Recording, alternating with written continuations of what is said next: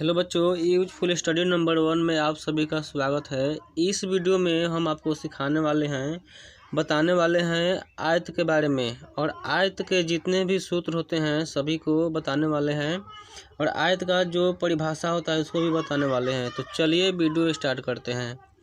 तो सबसे पहले आयत के बारे में जानने के लिए आपको जो है कि उसका परिभाषा अगर याद कर लेते हैं तो मेन चीज़ परिभाषा ही होता है। किसी भी चीज़ का अगर आप परिभाषा याद कर लेंगे तो आपको उस चीज़ के बारे में जो है कि 100% गारंटी है कि आपको समझ में आएगा।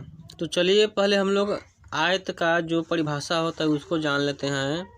यहाँ पे आयत को इंग्लिश में हम लोग बोलते हैं रेक्टेंगल। यदि कोई आपसे पूछता है कि बताइए कि आयत का परिभाषा क्या होता है, तो आप बोल सकते हैं कि ऐसा चतुर्भुज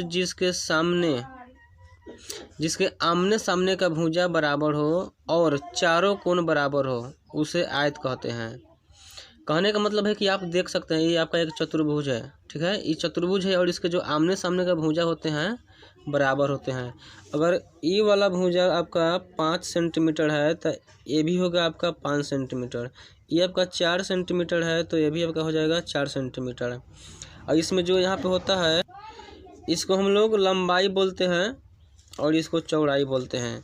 तो इतना जानने के बाद चलिए हम लोग इसके अब सूत्र के बारे में जान लेते हैं। तो सूत्र इसका जो होता है, इसमें जितने भी सूत्र होते हैं सभी सूत्र को यहाँ पे लिख चुके हैं। यहाँ पे आपका आयत का क्षेत्रफल होता है। अगर कोई पूछता है कि बताइए कि आयत का क्षेत्रफल क्या होता है या आयत से रिलेटेड कोई क्वेश्चन आता है तो आप कैसे हल कीजिएगा। तो सबसे पहले आपको फार्मूला याद होना चाहिए, तभी आप आयत से कोई भी क्वेश्चन आता है तो आप बना सकते हैं, नहीं तो आपसे नहीं बन पाएगा। तो यहाँ पे आपका आयत का क्षेत्रफल होता है लंबाई गुने चौड़ाई। यहाँ पे आप देख सकते हैं इसकी जो लंबाई है यानी आमने सामने की जो भुजा है बराबर है। तो यहाँ पर क्या है लंबाई और ये क्या है चौड़ाई। तो इसका जो फार्मूला हो जाएगा आयत का क्षेत्रफल हो जाएगा लंबाई गुने चौड़ाई। अगला है यहाँ पे आयत का परिमाप।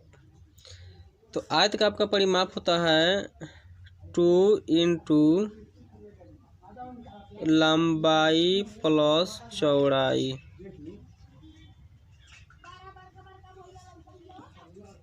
तो यही आपका फॉर्मूला होता है। आयत का परिमाप होता है 2 × लंबाई प्लस चौड़ाई। इसको आप इंग्लिश में लिख सकते हैं 2 × L + B। और यहाँ पे आयत का विकर्ण हो जाएगा अंदर रूट में A² + B² होता है। रूट में A² + B²। आई होप आपको समझ में आया होगा तो चैनल को सब्सक्राइब कीजिएगा और अपने दोस्तों को साथ शेयर कीजिएगा।